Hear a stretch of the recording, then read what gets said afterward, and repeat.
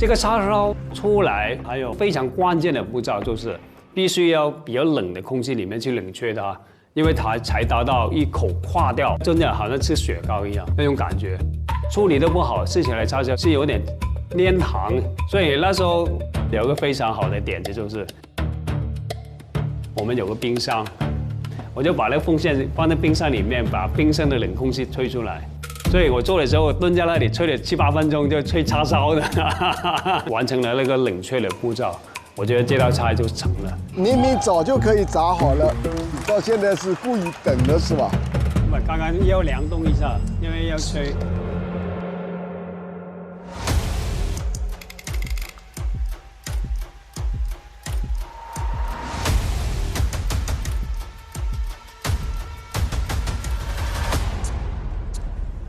非常好，非常好，谢谢荣叔，恭喜你入局了。谢谢，耶！有。哎呀，我手，哎，手啊，我手运动断了，手断了还能做出这么好的味道，哎呀，恭喜恭喜！今天这道叉烧在烧制的时候呢，火候会高一点，那这样就把它的油脂给逼出来了。所以它是脆的，然后香茅的味道呢也会解腻，它的香茅香水和这个香茅叉烧是一个很好的搭配，我觉得它不愧为大厨。大厨曹四全入局。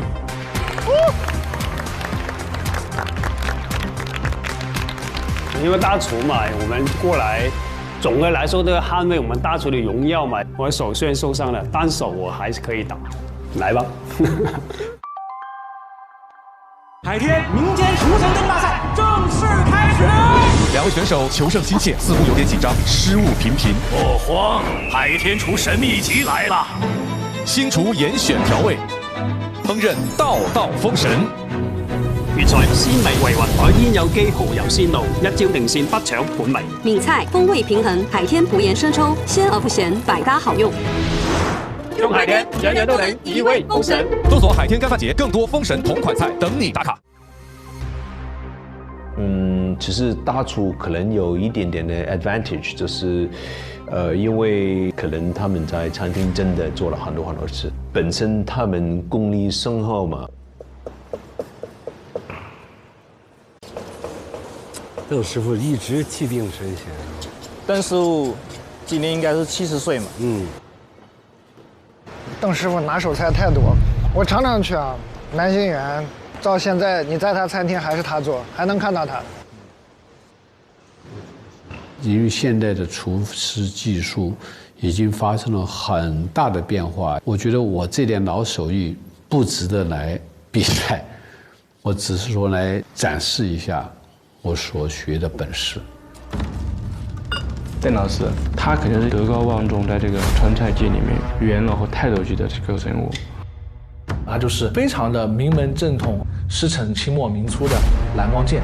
成都最早的荣乐园就是蓝光剑创办的，他也是我师叔。我觉得邓师傅会走得很远。我2年前就买了他的那一本《炉火正旺》，我非常非常敬佩邓师傅。其实真的不简单，差不多70岁还是每天在厨房，因为一般这个年纪都去做顾问的。其实我满60岁的时候退了休，但是1年半后又重操旧业，因为我觉得厨房才是我最喜欢待在那个地方，因为我这辈子就干了这件事儿，就是做厨师。现在特别小朋友来得多，00后啊，他说邓师傅，我们好喜欢你，你是长命百岁嘛。我说如果我能做得动，我一定会做下去，没有退休的年限。邓师傅好，邓师傅，啊，好久没见了，好久没见了。你这个是用了明虾，那个海南的红脚虾，那个就是生的都可以吃的，这样好新鲜的。我们南轩园就现在都用了这种虾。这次我看你好像做的是1虾3吃，哎，我想传达的内容就是说，川菜它不是只有麻辣这个味道，它是百菜百味。这次我就用虾尾做个鱼香虾尾，虾中段做个咸鲜味的雪花虾酪，虾头里面的虾膏做个酸辣虾羹汤。川菜要学好有点难，要花费很大的时间去学，味型很复杂。川菜里面有24种味型，鱼香味的调味是基本功，要用四川泡辣椒酱调配，增加发酵的香气，然后小甜小酸，姜葱蒜味突出，这个就是传统川菜鱼香味的标准要求。实际上，这个鱼香味儿就是最初做豆瓣鱼，那没有豆瓣鱼的时候，可以做茄子，可以做其他，这个鱼香这个味道就留下来了。川菜里边鱼香味是有2个做法，一个是热的鱼香，就是炒；一个是冷的鱼香，就是拌的，把煮好的虾尾冰镇后浇上鱼香汁，就是冷菜款的鱼香虾尾。雪花虾烙是取虾身中段，把虾肉敲碎成虾胶状，这是传统川菜里吃虾不见虾的技法。打虾胶哈，很多新手在处理虾胶，他会直接把虾肉剁碎。像邓师傅的这种专业程度，就是用刀背剁。这样子的虾身、虾肉呢，它的组织没有得到破坏，质感会更加弹牙。它这些都是手工菜嘛。现在很多成本问题都没有那么多人做，都用机器去打。现在机器都是比较先进的、好的，但是我觉得机器不行，要手动把虾筋和不干净的东西挑走，炒出来的那种雪花状才更自然。再加上火腿末，它就是咸鲜味的雪花虾烙。虾羹汤是我们传统川菜里的酸辣虾羹汤。就实现整个食材的物尽其用。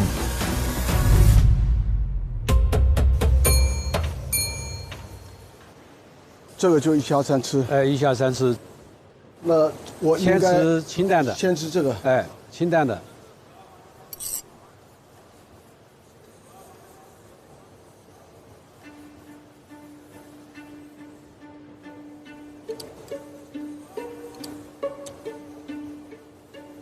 这个就是凉了之后，再把鱼香酱淋在上面，就不炒它。对，不炒它，这个是冷鱼香。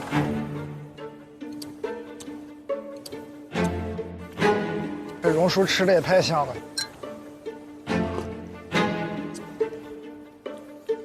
哦，酸辣汤的胡椒味重。就是我们酸辣汤过去都是不用红油辣椒的，都是靠胡椒味和姜的味道。但现在很多都把那个辣椒放进去，叫酸辣味了。哦，酸辣汤不放辣椒的。但其实最高级的川菜是不辣。我觉得，邓师傅，我觉得今天你这个表现啊，恭喜你入局了。好，我觉得能够真正把每家每户家常菜给做的不寻常。谢谢张总，谢谢张总。那我打扫卫生了。哦，好，可以了，可以。你看邓师傅这个过关了，又开始收拾灶台了。好厨师他就是这么训练出来的。邓华东入局。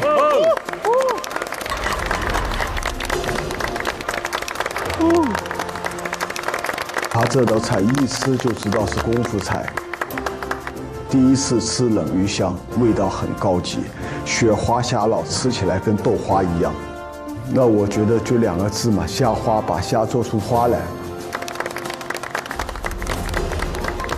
厉害！大家在上海去南星园可以尝尝邓师傅的青椒肉丝，真的很好吃。青椒肉丝，我估计挑不出毛病。已经有2个大厨入局了。兄弟啊，压力全给我们了啊！没有压力。第一季小厨阵营任你拿来冠军，但是今年我来了，我要扳回一局。大厨必胜。在第2期的时候，我希望是大厨拿冠军，因为谁都不想做背景板。我身为大厨啊，我一定会想办法把大厨这个阵营扳回来，尽全力来干。蔡世伟完工，我是蔡世伟，我是一个中国人，我在泰国开中餐厅。参加《一万封神》这个节目，很想表达的是海外中餐有一个我我们在海外常常都会被别人说我们中餐是一个不入流的餐厅，就觉得鹅肝、松露这些东西才是最高级的。那时候心里就一直想着，中餐贵起来你是吃不起的。我的餐厅在泰国开了5年多，泰国明星是我的桌上宾，泰国的皇家也很多，他们泰国的10大富豪榜里面的人也常常出现在我的餐厅。我自己的厨艺特点就是胡思乱想。那这次呢，我选择了国外大家都熟悉的食材花椒来做，再用自己做的一个台式火锅麻辣锅底来炖。台式的麻辣火锅喜欢加中药材，它里面会有药材的回甘的味道。我把花椒呢跟麻辣汤呢抽真空，去低温慢煮，让它迅速入味。我的家乡吃麻辣火锅一定要配蒜苗，那我又用了西餐的模式做了一个蒜苗的沙巴庸，再搭配上熬煮的麻辣浓汤。吃麻辣有点辣时，你可以跟沙巴庸沾在一起，降低口腔的辣度。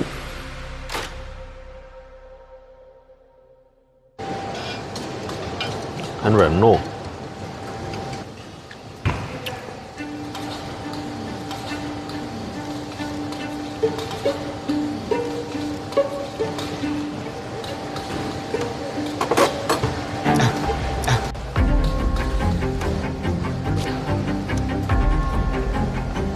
他拿卫生纸顶在那么久，我真担心他是不是觉得难吃，要把我吐出来。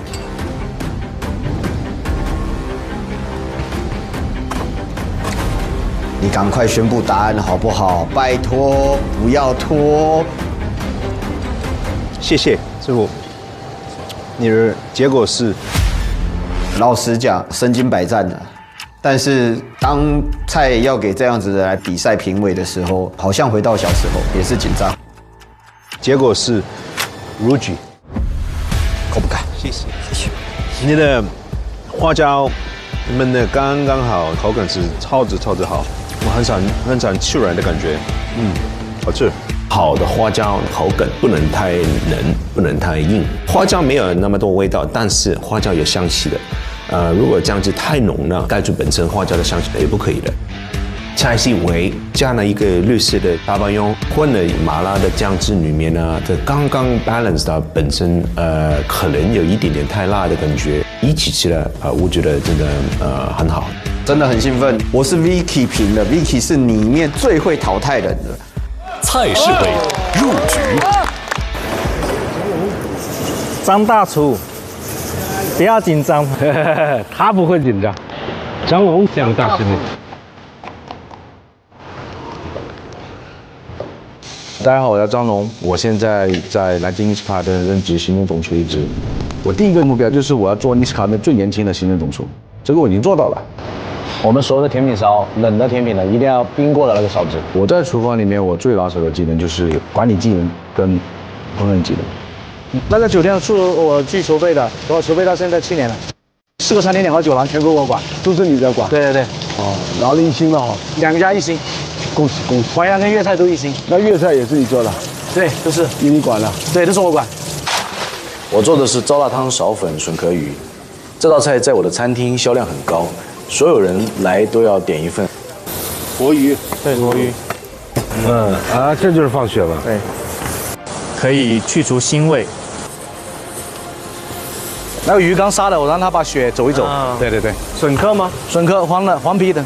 黄皮的它的肉质会更加的 Q 弹跟细腻啊。这笋壳鱼本身它的肉其实也没太多的味道，对，它细腻，所以说要搭配这种就是开胃的糟辣汤啊。对。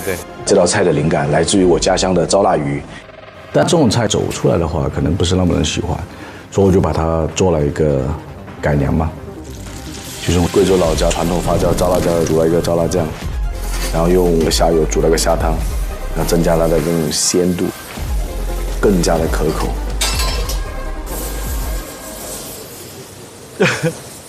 你张龙特别轻松。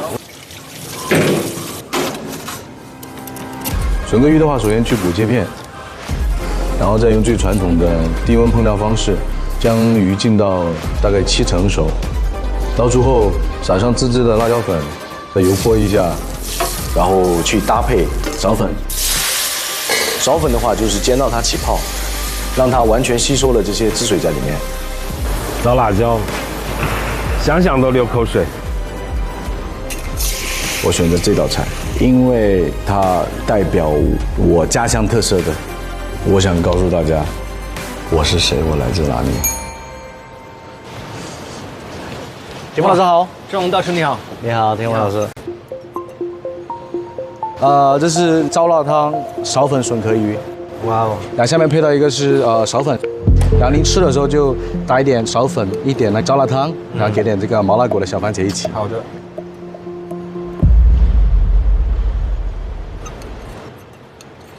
因为贵州是2个酸，白酸跟红酸。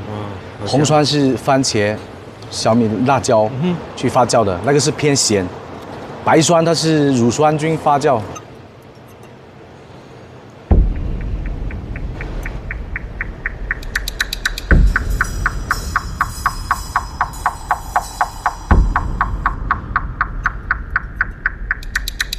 然后鱼的话，油浸，就是油浸这个笋可以浸个7成熟，因为我考虑到可能我要等你，所以浸了个7成熟，然后再过来的时候，因为它还有余温，所以我们要控制它的时间。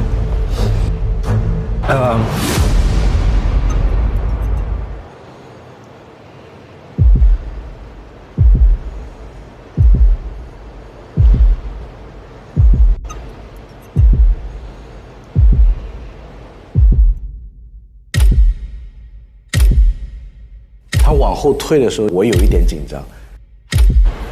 好，张龙大厨。因为我觉得我一定是要入局的，但是你的结果是？但是主动权是在评委手里啊。你的结果是入局。谢谢田峰老师，期待，谢谢，恭喜恭喜。张龙大厨把他的鱼油浸到7成熟，他说：“哇，我就是怕我要等你过来的时候，它还要熟。”他的鱼保留着非常嫩的一个火候，这种就是大厨有的经验。这小厨有点难了呀。酸汤味道调得很好，很正，入局。刘家伙烤肠呢是一个很鲜甜的感觉 ，Congratulations！ 谢谢，入局。这道是功夫菜，你抓的整个层次非常有趣，入局。谢谢你大厨，谢谢田峰老师，谢谢老师。大厨进了好几个了，紧张。小厨一直只有1个人晋级，出局了。挨麻了，出局。多谢你，多谢你。就要下厨，出局。当时就是每一个出局，我的心里都要，下一个不会到我吧。香味代言人出局，料理鼠王出局，帅小厨出局。我们一直听到有人出局，其实入局人比例是很小的。这个应该没问题吧？有麻六记的总监。我做川菜36年了，我在俏江南待了17年。我从2020年到麻六记，目前是麻六记集团的行政总厨。那个应该也没问题。鸡包，它是不是就是那个最近很红的顺德那个鸡包啊？对的。这段时间我的饭店很旺，让我差不多2个月了，一路都没有消息。那么好生意我做不了了，真的。所以我过来这次比赛上下心啊。都这么厉害，这总得入局了吧？老师好，都是鸡，对，4个味型，4个味型，对，我这套组合呢叫寻常下食，它有4个味型，一个是这个姜汁儿，一个是这个红油味儿，一个是这个椒麻味儿，还有一个是怪味儿。我看了很多比赛啊，我没有见到哪个选手，能在一次比赛他的作品能同时出现几种味型，我没见过，所以说我这次我说我要做一下，我要尝试一下。我们这个鸡师傅是什么鸡啊？是那个淮南的，我一下子给激动给忘了，我看了那个鸡，叫淮南，对，淮南那个鸡，对。这个是红油，养了多少时间了？这鸡应该是在养的时间不长，可能在100多天，但还是不看的那种。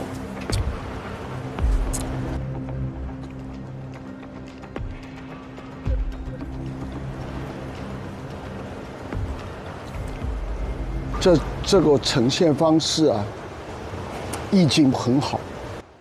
4个味型组合去拌一只鸡，也有创意，所以你的结局是，那这过吧，还挺厉害。你的结局是出局。谢谢啊，谢谢，不好意思，谢谢啊，谢谢老师。这个四川师傅对川菜的味型或者24味也好，多少也好，他比较追求，但是他可能对这只鸡本质没那么追求。你如果鸡不好，你再怎么调味，对我们这种吃货来说，你就过不了。这鸡是啥鸡啊？我们老家那些散养那些。散养土鸡啊，是杀好带过来是吧？不是呀，今天1点钟那时候才杀的。哦，那肯定好吃了。等下尝尝你的好味道。这个鸡包我肯定是想吃，我这天天刷我都好奇死了。我的餐厅做的是药膳鸡煲，里面呢有7种东西的，能够起到健脾祛湿、驱寒那些功效。再加上我们的鸡是240天以上、300天以下的草地鸡，本来那个鸡品质的比较好，不用放太多调料，就已经是很香的了。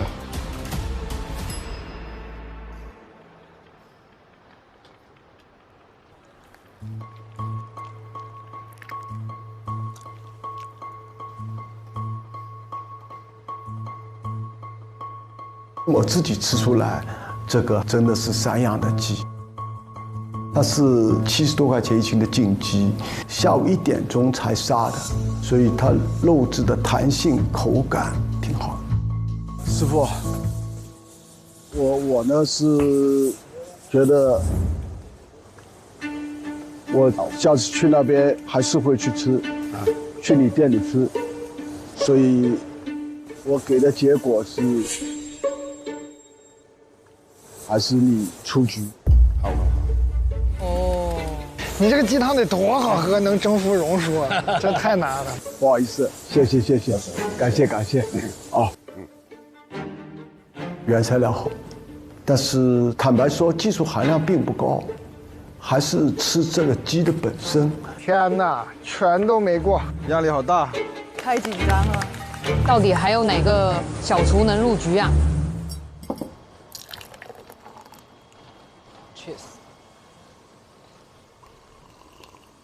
他还在喝茶，还在讲爹啊。心情非常的平和，因为招牌菜对我来说已经是一个很能拿得出手的一个甜点，我很有信心。我要证明甜点师不是配角，我们也可以是主角。做甜品的，终于看到一个甜点师。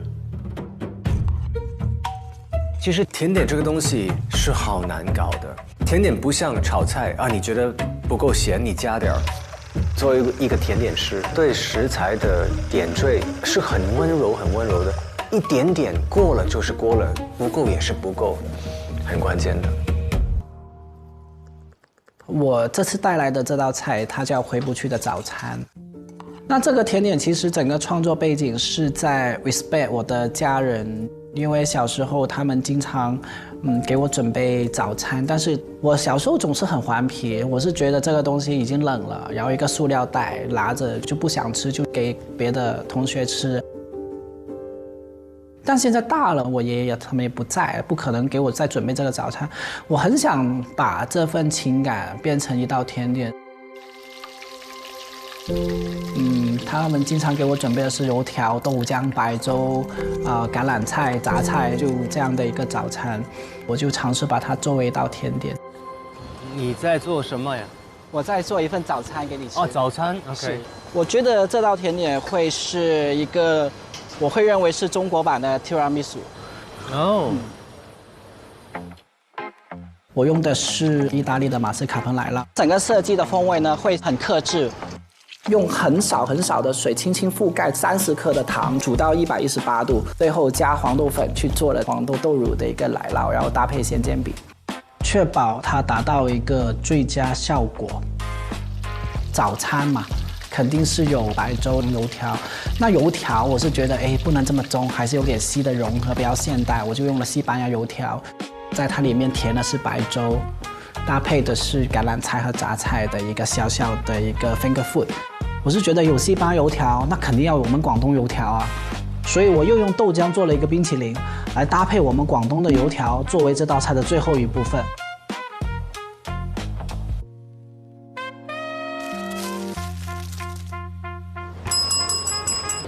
你好，老师你好，好期待。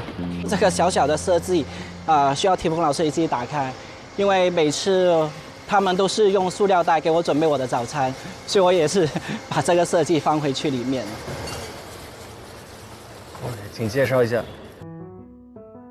我用的主题是黄豆的奶酪，去做了这个主体，搭配的是咸煎饼，去用咸去平衡它的甜。旁边用的一些黄豆荚是因为这个是他小时候长大的地方。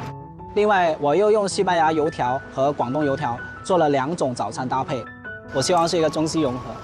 还要做早餐的味道和感觉。你这个是橄榄菜吗？对，我用了橄榄菜去 balance 它的一个甜味。然后底层是什么？就除了 churro 上面的是什么？我煮了个白粥什么？白粥牛奶，然后做成一个慕斯。在我的世界里面，甜点不一定是甜的，它可以有很多风味表达。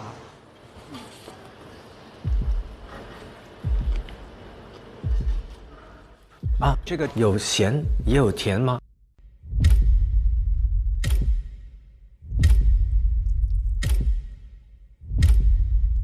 有冰淇淋，但是有粥的热。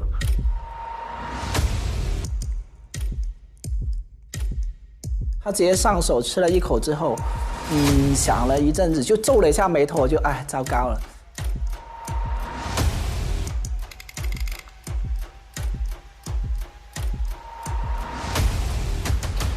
甜哭了，你的结果是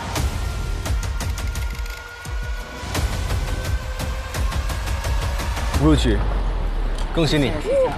哦，它的甜点不能说是甜点，它其实是加了咸香在里面，有白粥，有脆的，也有粥的糯，还有点米香。所有东西都是反差的时候，那就是口腔里是一个盛宴了。甜哭了，入局。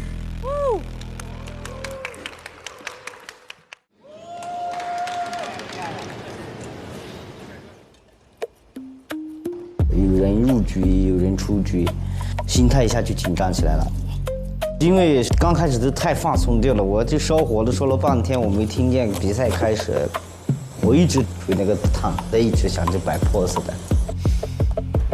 这个他是从大理来，也带了好多没见过的食材。好有意思，你看他的番茄堆成山了。哇，拿了这么多材料过来。对，就做个最简单的家常菜。最简单啊，这个。这个白的好像不多，看。对，这个白的有点少，就大部分我自己种，放的辣椒。你自己种的？对。我带了一些云南的草药，还有一些香料，还有我自己种的辣椒，特别是我种的那个黑辣椒，他们没见过。番茄没见过的就更多了，有酸的，有苦的，有甜的，有咸的。我就想着同样品种的东西去碰撞出不一样的味道。这烤一下是吧？对，这个不烤的话它会涩。今天呢，我做的一个云南10种番茄炖牛蹄筋，配一个黑松露炒饭，最普通的家常菜。其实我现在做菜的原因，就是一直在寻找那些即将消失的味道，然后用我喜欢的方式去呈现。因为很多的菜做不出小时候的味道了，但不是做法的问题，是因为种子变了，老的种子长得慢，产量低，慢慢被时代所遗忘。于是我开始走上了一条寻找老种子、老食材的遥远路途。我这次把大山的食材带出来，把记忆里的味道还给大家。差不多做好了吗？那边做的也很特别，全是海藻。这是东海龙宫啊。我叫年少有为，我是02年的。我一直致力于寻找国内的一些小众食材进行调味。经常有客人跟我讲，哇，这是一个新的味道，那种惊喜是让我非常非常兴奋的。哇，你带的这个是什么呀？我今天进场后呢，见到了山叶小背篓，它背篓里的食材对我吸引蛮大的。植物身上其实有很多值得我们去发掘到的一些奇妙的一些点。我这一次带来的都是海里的植物，因为我本身就是海边长大的一个孩子，我还是会想去做出来大海海鲜的一个纯粹的一个味道。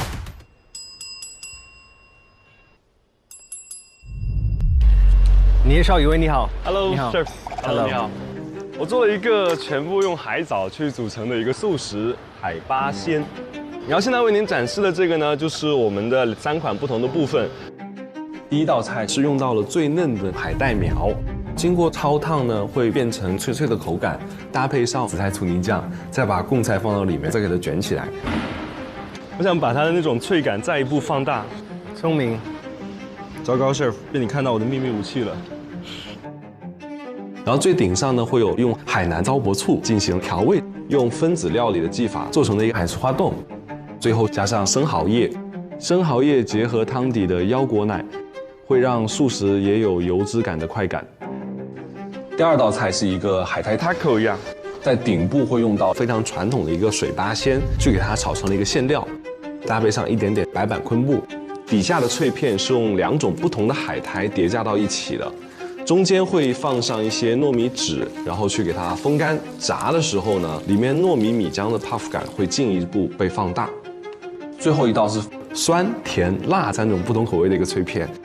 这种不同食材的一个层次的堆叠，就是想让客人感受到，哇，植物原来会有这么多的一个可玩性和可塑性。然后建议您可以先使用的呢是中间的这个白碗。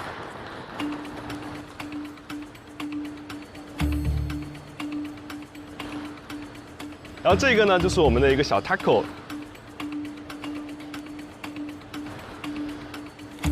然后最后的这个呢，是我3款不同口味的一个脆片。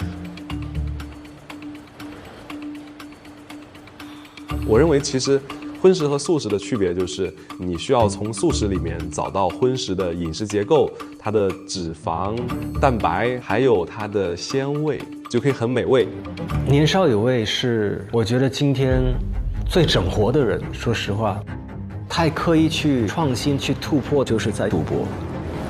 年少有为，你的结果是？然后你先介绍一下呗。这道菜用到的食材都是我自己种植和在山中寻到的，就是把大上的食材搬上远方的餐桌来交朋友。那我先剩这个米饭。这个呢我是用老种子的米来做的，因为米会太硬，所以我就做成米线，切了菜干带过来先蒸，然后再炒。放了黑松露酱是吧？对，我用了高丽贡山松露，然后江边的火腿。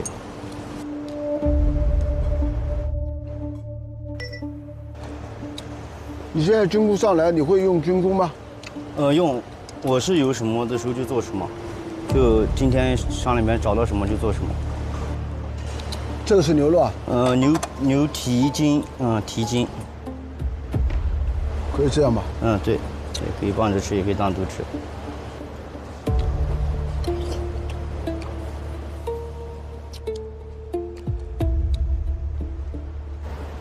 然后有加咖喱吗？不加。胡椒放一点。胡椒都不放。胡椒没放。不放，就是韭菜根、罗勒、香柳，还有我们的小米辣。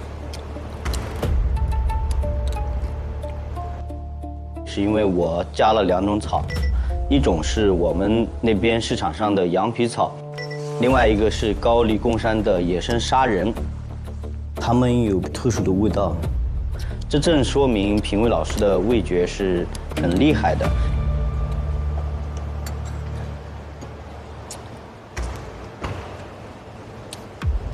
山叶小贝篓，你的结果是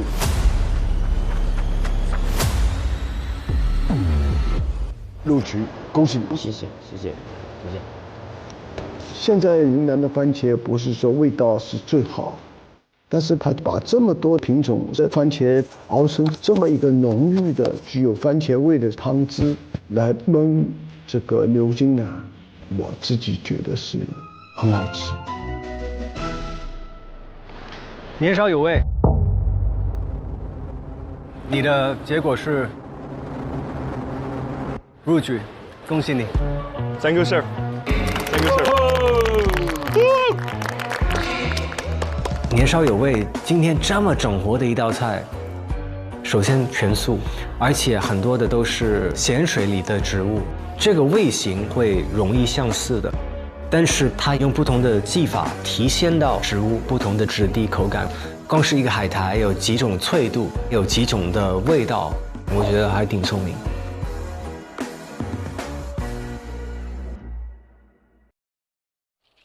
年少有为，入局。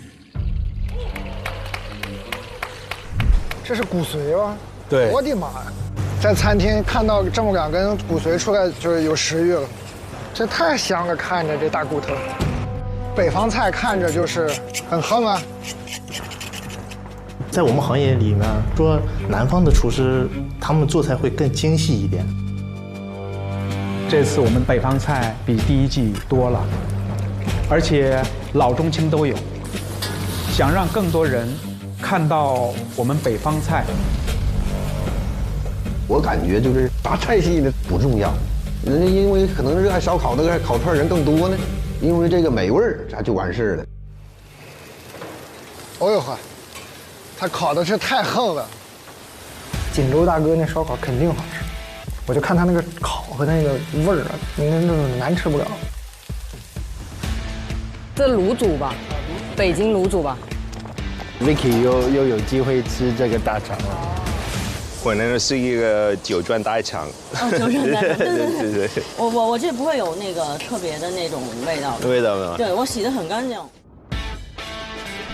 他做的新疆大盘鸡很香，很诱人。他做的是黑抓饭，黑抓饭非常少有的。抓饭出锅了，哇，太香了，看着。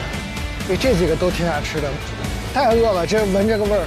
这些北方菜充满着烟火气，也让人食欲大涨。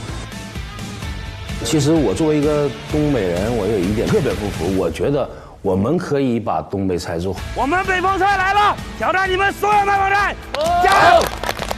就我们有很多特色的食材，只是没有展现给大众而已。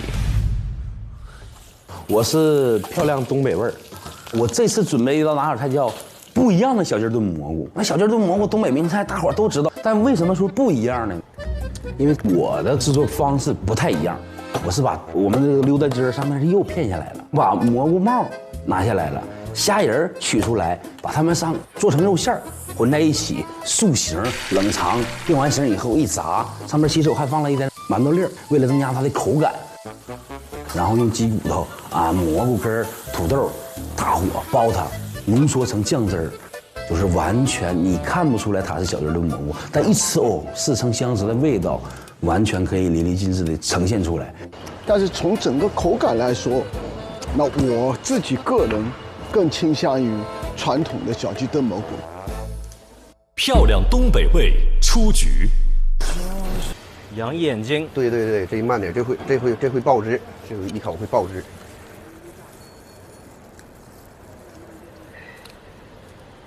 那好吃呀。这是特别软糯。第一个就是羊眼睛嘛。不过霆锋挺能吃这些怪里怪气的。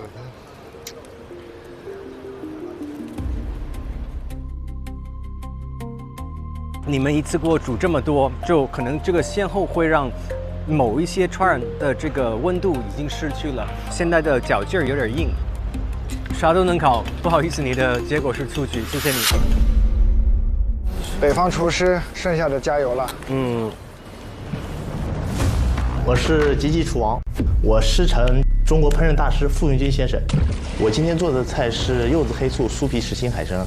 这道菜在我们餐厅是很经典的一道原创菜品，登到了各种的美食杂志。我这次来参加比赛的目标就是厨王。我叫闪闪惹人爱。我工作的餐厅是长安汇原味陕菜，是全球陕菜唯一的黑珍珠餐厅。我从厨40年，我认为现在的陕菜有我一席之地。实际我参加这个比赛，我相信我能走到10之内。哎，你好，师傅。那时候，哎，好了。好了，您小心烫。好，我接是吧？对。好。哇，我准备的是滋花大豆芽草粉条，陕西的一款家常菜。粉条我用的是河阳的手工红薯粉，它的软滑筋弹，男女老少都喜欢的豆芽，用陕西大豆芽。实际豆芽在普通人不爱吃的时候，尤其大豆芽，人会感觉有腥味。腥味的原因就是没有经过干锅的焙烤。我实际是用焙烤的方式，这样子你可以看到豆芽上面有很多虎皮状，它带来的是豆香和我汤汁里面的清鲜。在最后我加了槐花，这个季节刚好槐花好，因为北方人喜欢厚重，陕西菜的特点本身就善用香料，所以槐花的鲜甜能和粉条形成口味的匹配。参加这个比赛，我就想让大家能知道陕菜的这博大和它的厚重。然后这是啥？这是糍花，糍花是油撇上来的煮完汤的这种油脂。这个是啥做的？你说？这是用的是牛骨髓。牛骨髓。您把那个牛骨拿出来看一下嘛。好。看着特别有食欲，那个牛骨，你看看。是这个。这是秦川牛大骨的骨髓，陕西秦川牛啊，中国5大之牛之首，基本秦川牛都在800斤以上，它的牛骨都在6到7斤，它的骨髓的厚度和重量足够支撑饱满的口感。首先，我加了花雕酒，把它蒸了，把它多余的水分和血水去掉了，我再开始进行加味。封锡纸焗烤，牛骨通过我的五香蒜汁浸泡、黑胡椒的熏制，加上焖烤，让它把骨头的奶香激发出来。好香啊！这个也不是常常见到的东西，挺有趣。见到那个大骨头，你就想吃，就对，就有那个食欲了。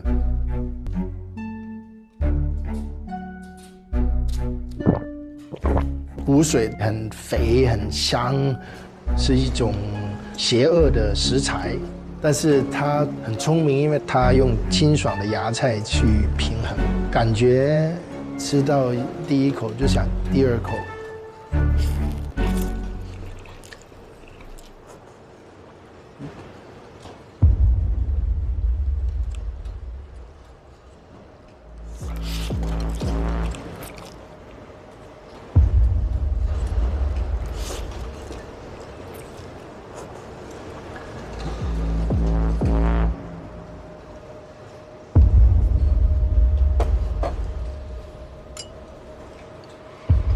这边是有小米，这是我们北方的小米，把小米做成了素鱼子，我们北方叫素鱼子。我的结果是，老师好。好了是吧？好了。我今天做的菜是柚子黑醋酥皮实心海参。这个菜呢，就是我用创新的一个烹饪手法吧，重新塑造了我们一个经典的食材海参。这个菜和传统的海参不同，我们选用青岛的一个活海参，它相比于传统海参，肉特别的厚，吃起来口感会很好。再一个就是做法很新颖，海参就是他们鲁菜一直在做嘛，传统做法有红烧、葱烧等一些，我们借鉴了老北京锅烧鸡的一个做法，先将海参先卤后入味，加入葱、姜汁，并用熬制的肉汤，保留它传统的葱烧底味，然后再去挂糊，然后炸至一个外酥内软糯的一个口感。酱汁我们也用的不一样，我们用的是意大利的黑醋，加了柚子醋去调节黑醋的一个醇厚，然后整体摆盘呢借鉴了这个一盘一山水一菜一世界的一个东方美学。它是用黑醋做的，口感是中式的口感，味道可能是有点西式的味道。它这个一定很好吃。这外面是全部用天妇罗粉，还加了啥粉？就是天妇罗粉，我们自己调这个天妇罗粉，然后加了墨鱼汁，然后加了一点点红油，去总体的融合它一个外面的糊的一个口味。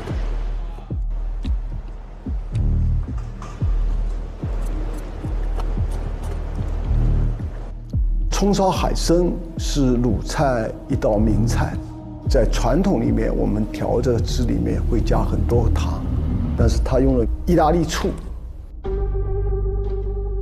意大利醋呢本来就很甜了，所以它不需要再加糖，所以整个汁调的味道可能有这种酸甜味，相对来说健康一点。海参也很有弹性，煨得刚刚好。好，恭喜你入局了，恭喜你入局了。哎呀，谢谢老师，谢谢谢谢。我觉得能够把传统的葱烧海参做这么一个新的呈现里面，我觉得不简单。积极除网入局。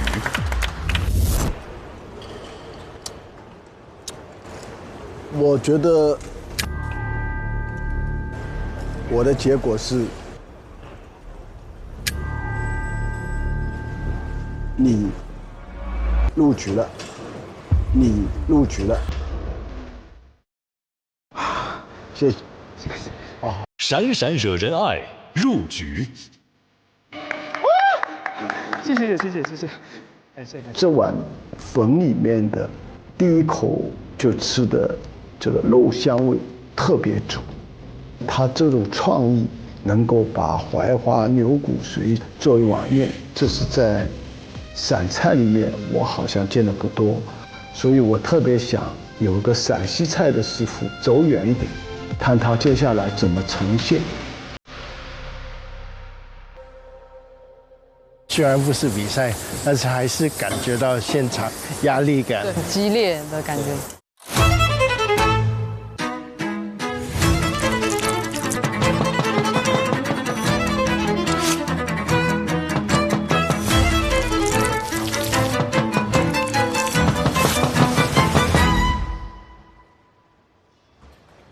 那个小伙子那么闲吗？他是干嘛的？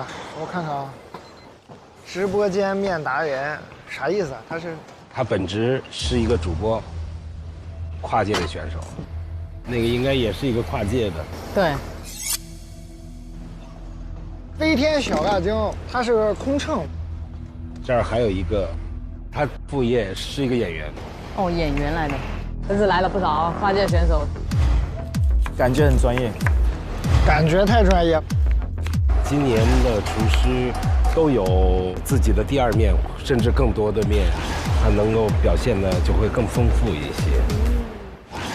我希望以我现在一个跨行业的身份告诉大家，其实你人生的 title 是你自己给的。你如果喜欢某一项，那你就可以成为他们一员。我是影视模主，我是一个米其林餐厅的 chef， 在纽约的 Daniel。我和 Vicky 老师也算是师出同门了。然后我第二个职业是影视演员，第三个职业是模特。这三个我都在齐聚发展着。我今天做的这道招牌菜叫做脆米莅鳞鱼烧。这道菜的灵感是来自于法国著名大师博古斯的那一道土豆片脆皮鱼，然后我把土豆片换成了大米的干脆片，就是我对真的莅鳞有一种不适感，如果换成大米的话，也会更加的打开对于食客的接受性。在煎完以后，鱼的表皮是非常酥脆，然后我用了2种酱汁，一种是非常传统的给牛扒作为辅助酱汁的经典酱汁，叫 beef stew。另一种呢，就是我用的是新鲜的橙汁，加了一点点柠檬汁在里面，然后还加了 French cuisine 非常经典的这个 roux， 有甜度，有一些酸味道的。我觉得他作为跨界的，蛮专业的。后面那个女生她是不是在做蟹？那对里面。这个姑娘灶台也那么干净。我叫飞天小辣椒，我们家是川菜世家嘛，从小就跟着父亲啊、爷爷辈儿都在后厨，每天看他们做菜，然后就耳濡目染了。虽然我现在目前是一名空姐，但是我自己也开了4家店，不管是包抄手、荞面还是包包子，都要会，所以算是一名跨界的厨师吧。哇！我记得我去年第1季的时候，我就吃了非常难忘的一道香辣蟹。您吃过最难忘的那一道蟹是我外公做的。外公哦。我的外公老顽童，他去年带来了一道香辣蟹，火遍全网嘛。如果不是在比赛啊，我把这盘吃完。我不服呀！这一次我在外公的基础上进行创新，不做香辣蟹，做一道川味胡辣蟹。小火冷锅下油，加入蒜瓣和姜、干辣椒、青花椒、红花椒，大火就开始烧油，然后把辣椒的壳炒成四川话就是头一破颜色，就马上倒入蟹。这个时候你就发现那个锅就有那个锅气上来了。其实胡辣蟹就最怕会苦。就是要有糊香味，但是又不能糊了。就是有一个美好的区间值。把水分炒得差不多以后，收尾就是再来一勺藤椒油。一个空姐做一个胡辣蟹，反差感太大了，然后手又那么巧，都绝对高手。蟹好了。哇，好香！我挺不住了，一闻这个空气中的香味，我不行了。你好，请品尝，老师。我今天呢带来的一道菜叫“谢谢你的爱”，就是我研发的胡辣味型的蟹。大家现在提起胡辣，都想起贵州的胡辣比较出名嘛。我们川菜的胡辣也是24味当中比较出名的。我想让大家记住，川菜的胡辣也是非常好吃的。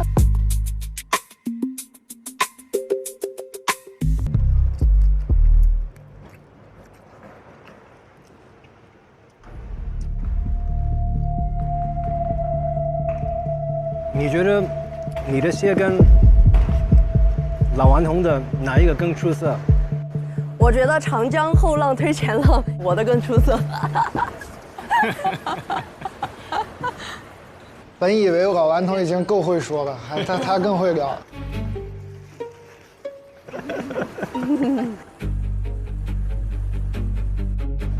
飞天小辣椒，你的结果是？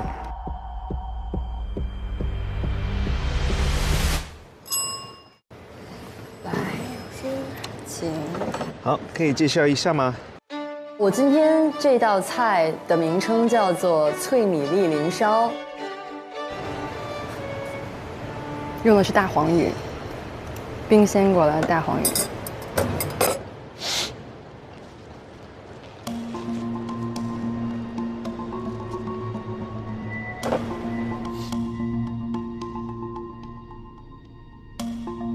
这个鱼呢，其实概念很好啊。你做了一个脆米在上面，很脆。问题在第一口咬下去，我很想有一个很 juicy 的感觉，因为鱼就是这样的，就是你刚熟了就马上要吃。它不能 rest 太久。不能 rest， 不能 rest。你的结果是出局。谢谢这个。哎呦，可惜了。谢谢老师。飞天小辣椒，你的结果是你入局了。谢谢老师，谢谢老师。飞天小辣椒入局。它的胡辣蟹的整个摆盘很直白的，很有火候，很有锅气的一道菜。麻辣香鲜咸，全部都是就跟去年我吃老顽童的香辣蟹的时候是一样的，但是这个胡辣蟹就多了一个很厚重的咸香，是去年香辣蟹没有的。我觉得好吃。哈哈。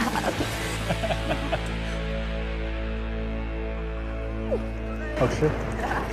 胡辣蟹看着真香，我就想就着来一口。哎，戴维了，你这也是馋了啊？没人住吗？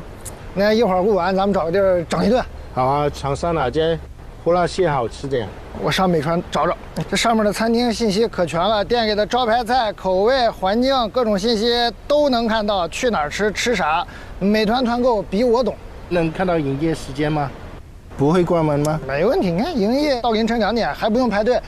放心，咱肯定能吃上。那问问他们去不去？走。大家越战越勇啊！后面的比赛会越来越激烈。我做的是闽南传统的小吃厦门薄饼。这个菜的话，每家每户都会做，但是每家每户都说他家才是最好吃的。我也肯定会说，我做的肯定是最好吃的嘛。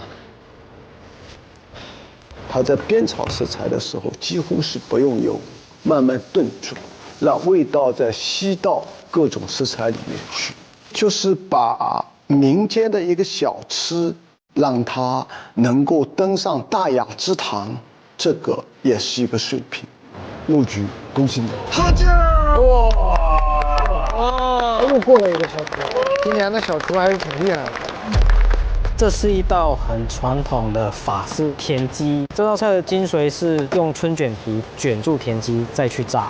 奥妙就是卷的时候要确保春卷皮是一丝一丝的。来 ，forget it。这样吃里面有 cashew nut。它的腰果的肥腻体现了团鸡腿应该有的鲜味。你的结果是入局。谢谢，谢谢。我这次做的是琥珀糖醋酥炸花椒公，它是一个油炸的东西，它会有一点点腻，所以在顶上我配了一朵新鲜的茉莉花。没想到它可以把茉莉花在一个炸的花椒上面加了这么多的层次跟立体感，太棒了，入局。谢谢。如果再有，我会把它吃完。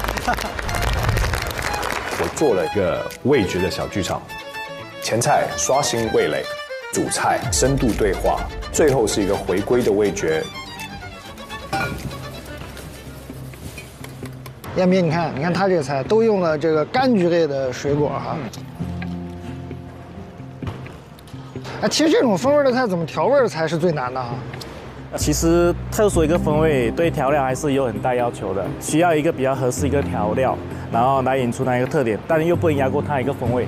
这个就叫调味的艺术，对吧？就是多了也不行，少了也不行。对。你看它用的是一个海天的一个薄音生抽，我觉得这个就很合适，既能保证菜一个鲜味，而且它的一个咸度又不会太强过它一个柑橘一个风味。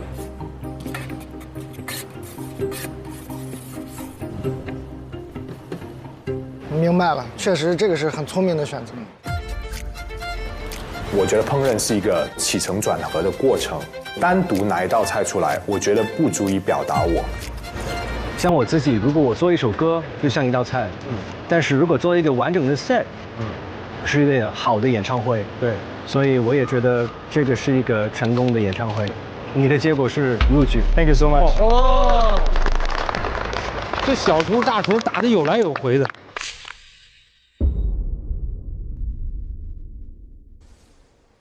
这边这个女大厨，我很期待，她很厉害。之前我跟她共事过，她执行力很强。我是阿妹陈明媚，是2家餐厅的创始人跟行政总厨。我们餐厅蝉联了2024年跟2025年的米其林1星餐厅。我自己是美院油画系毕业的，我觉得艺术应该去跟某个东西结合在一起。当我把我做的器皿跟做的饭送给我的老师跟朋友吃，那个时候别人说哇，你做饭很好吃，你做的菜很漂亮，就那一刻的幸福感是你没有办法去言喻的。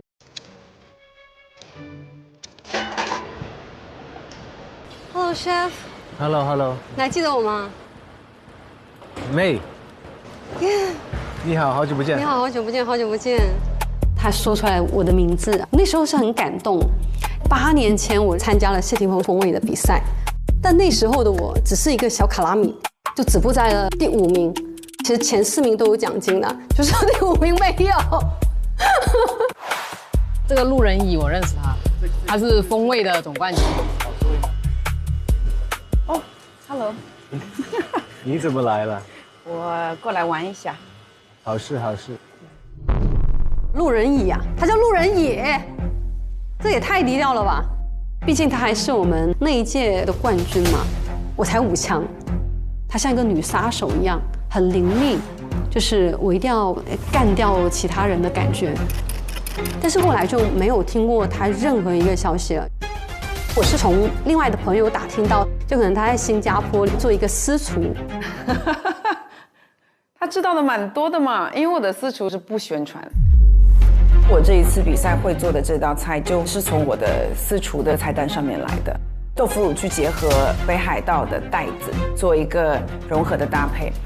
我的这道菜是我们餐厅首创跟改良的一道红树林膏蟹烧宁德黄膏。我会熬一个复合的高汤，这样子鲜味是叠加的，吃进去是很有幸福感的。我对我的菜是很有信心的。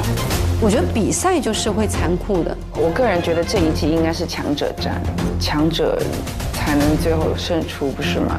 神明妹大叔，你的结果是？哇，这太残酷了！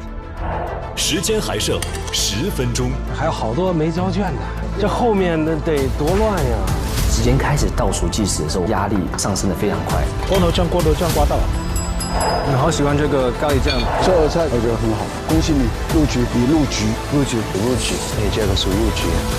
现在入局的越来越多了，麻烦了，没名额了，马上就要踢人了。榕树还有很多人没有评审，我们上面的人都已经坐不住了。我一早就紧张了，不到最后你也不知道谁会留下来。评审们选择被替换的选手是，哇天哪！今年玩的这个太刺激了，我替换的人是。接下来将宣布本局比赛的隐藏入局规则。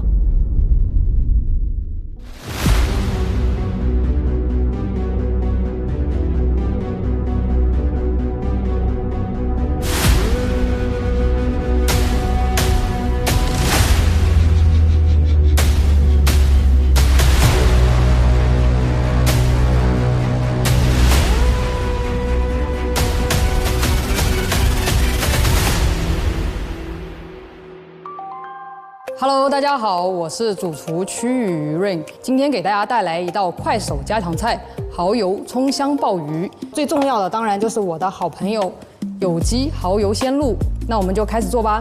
好，那清洗好的鲍鱼呢，我们用大火煮3分钟。这道菜讲究的就是一个鲜字，所以我习惯用海天的有机蚝油鲜露，它融合了蚝汁鲜和酱油鲜双重提鲜。这个挤瓶的设计我也很喜欢，挤着就能用。很好的能控制用量，把酱汁调一下，有机蚝油鲜露，然后再放入3勺左右的清水，最后再放一点点的白砂糖，最后再把调和好的有机蚝油鲜露均匀的淋在上面。日常家用我就推荐大家能够试试有机蚝油鲜露。每周3、周4来腾讯视频看《一饭封神》第2季，12点 SVIP 更新 ，VIP 次日12点抢先看1周。每周5、12点 SVIP 惊喜加更，看更多正片未播精彩内容。每周6、12点 SVIP 更新会员专享衍生一饭小馆，畅聊正片幕后。每周日精彩衍生一饭家常菜，看大厨教你做家常菜，更有各种精彩花絮不定期放送，不定期惊喜直播等你解锁。中国味道匠心酿造，本节目由400年正宗中国味海天独家冠名播出。尝美味享优惠，封神餐厅订得到。本节目由让你顿顿都封神的美团团购联合赞助播出。小象超市30分钟快送超市，感谢节目官方食材供应商小象超市赞助播出。一饭封神尝百味，一杯宫酪品匠心。本节目由一口爱上中国味的宫酪酸奶赞助播出。好水煲好汤，好水煮好饭。本节目由每一滴都有源头的农夫山泉赞助播出。Como 管家厨神到家。本节目由一句话就能轻松做好菜的 Como 全屋智能赞助播出。一饭封神更懂美味，麦麸迪解码天性更懂犬猫。本节目由麦麸迪指定赞助播出。卫龙高鲜牛肝菌魔芋爽，鲜香爽。本节目由卫龙魔芋爽赞助播出。来一瓶万益蓝小蓝瓶益生菌，吃喝封神好搭子。本节目由万益蓝 Wonder Lab 指定赞助播出。一饭封神正版授权小游戏，加入一饭封神小厨神，秀人间烟火气。我认为能够体现一切中国特点的饭菜都是宝藏。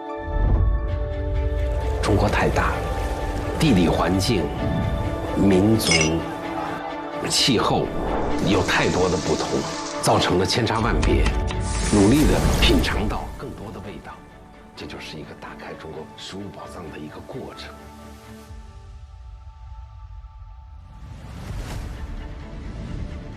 上微博进入一饭封神话题页，为你喜爱的厨师打 call。上微博参与一饭封神话题讨论，获取更多独家精彩花絮。上微博参与一饭封神二创大赛话题讨论，赢取更多精彩福利。上微博参与一饭封神2观后感话题讨论，分享你的节目观后感。关注新浪娱乐，精彩内容早知道。下载网易小蜜蜂，看更多年轻人的朋友圈。超1000万留学生都用有道词典 AI 同传。上知乎参与一饭封神2问题讨论，参与知乎剧综圈子活动，解锁惊喜好礼。上百度 APP 搜索百度娱乐 get 更多娱乐精彩独家内容，上百度搜索《一饭封神》第2季，精彩内容尽在百度百科。上新浪新闻客户端搜《一饭封神》，看节目更多精彩内容。看新闻用 Zaker， 关注最新节目资讯。中华万年历 APP 陪伴成长，记住一生乐趣。西窗竹 APP 品味中国诗词之美，是有生命力的。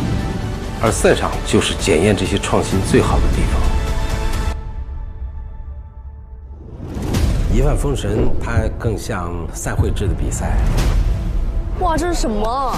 这是要干什么？一个厨师在这个场地里，他都容不得半点差错。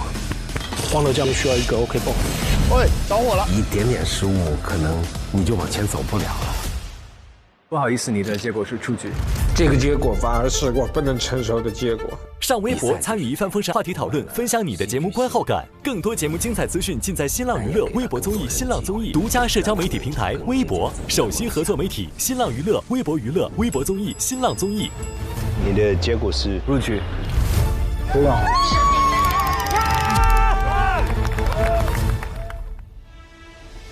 我觉得一饭封神让更多的年轻人爱上烹饪，让他们去想怎么用食物表达自己对世界的看法，这就是对中国美食巨大的贡献。